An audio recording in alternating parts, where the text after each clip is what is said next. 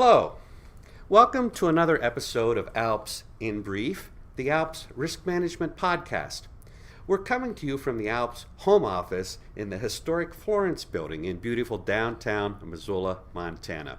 I'm Mark Bassingthwaighte, the ALPS Risk Manager, and I have the pleasure today of sitting down with our corporate CFO, Sara Smith. We're going to be talking today about the ALPS annual report, which is just out. But before we get into that, Sarah, can you just take a little time to share with our audience, tell us a little bit about yourself? Sure. Thanks, Mark.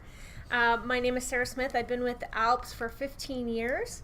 Prior to that, I had a pretty diverse background working in retail and coal bed methane exploration and all sorts of different things. So I didn't think insurance would be where I would end up, but I have found it challenging and fun and quite exhilarating at times. So I've enjoyed my career here at ALPS. Very good, very good. Well, we are here to talk about the annual report, the numbers from 2017 and all the good things that have been happening around here.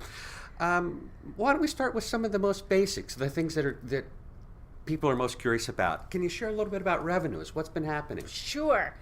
I think the exciting thing happening at ALPS is just our growth. And we have a great trajectory going forward, but we also had a fantastic 2017. We saw growth in key states like Washington and Colorado, where we saw triple-digit growth, which is super exciting.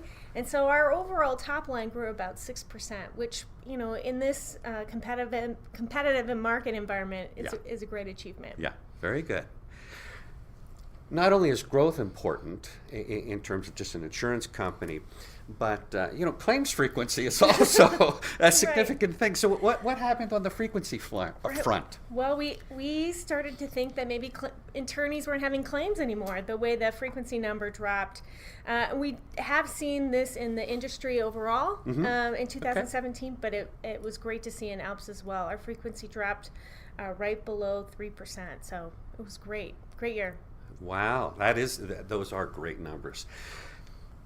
Growth is not always built on just revenue in terms of, playing with premium numbers and having savings and frequency. How about, can you share a little bit about what's happening in terms of policies, number of attorneys? Yeah. How are those numbers playing out this year? So both policies and attorneys grew over 7% in 2017 over 16.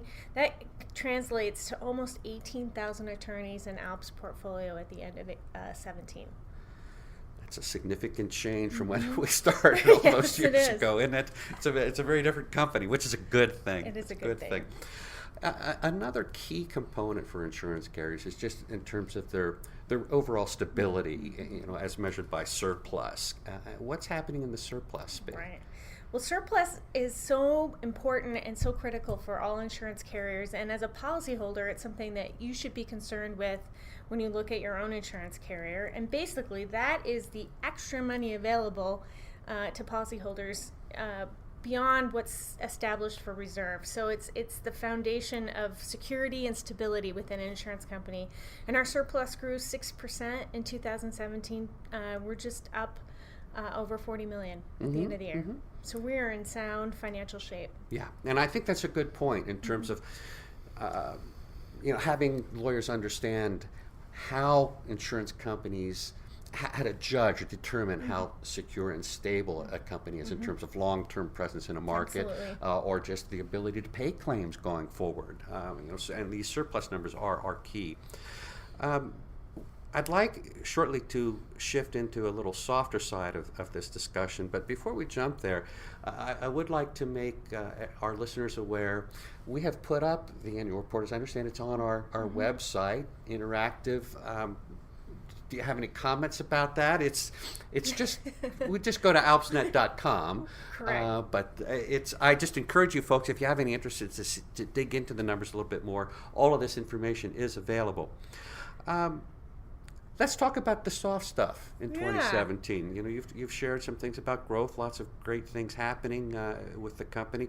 Fill us in. I think that sometimes there's a there's a tendency to look just at the numbers, and that Right. they tell a great story in 2017, but there was also a lot of foundational work that went into 2017 that is really priming the pump for 2018 and beyond. A couple of those things are, we did a full rate study of our entire 30 years of data, right? What do we know about our attorneys, and what do we not know, and what are the assumptions we've made over the years, and what are the surprises? And so that was a huge undertaking, took a lot of time, and I think we got some valid information out of that. The other thing we did is we heard from our policyholders that maybe there were some things that we could do in our policy forms that would be better and more customizable to them. And so we took a hard look at our policy and developed 3 new policy forms to better serve our customers. And that is a tremendous amount of work. Yeah. And we spent most of 17 working on that.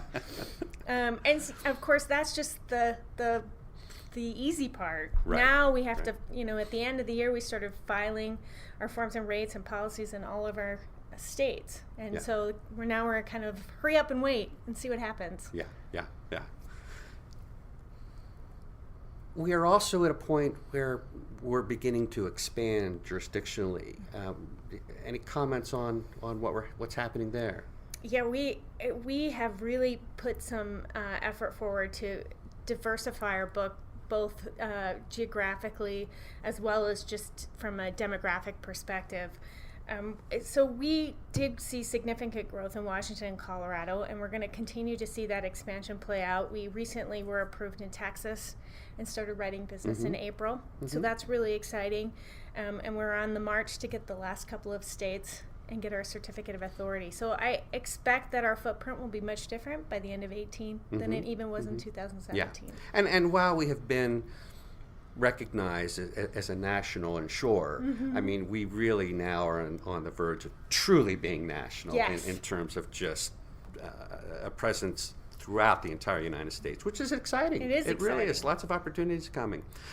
There's been some investments in technology as well. Can you share a little bit about what we're doing? Sure. I think that the consumers overall are changing, and they're changing their purchasing patterns and the way that they like to access their information. Right.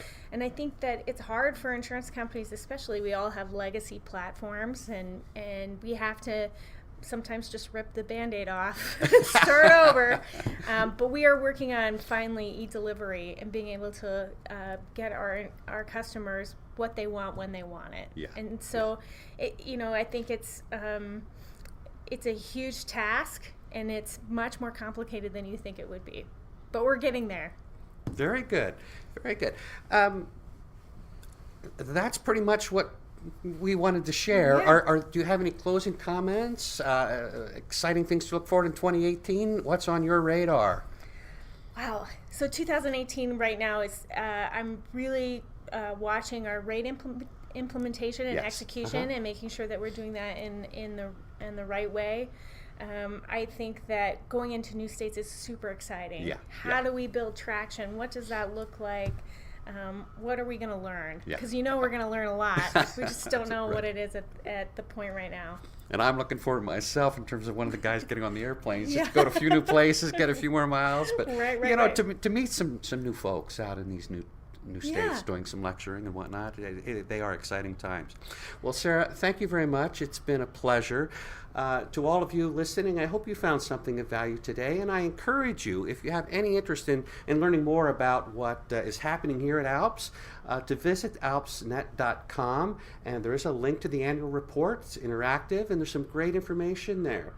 In addition, if any of you have any questions or topics that you would like to see addressed in future, or even speakers you'd like to hear on the podcast, please don't hesitate to reach out to me at mbass@alpsnet.com. Thanks for listening.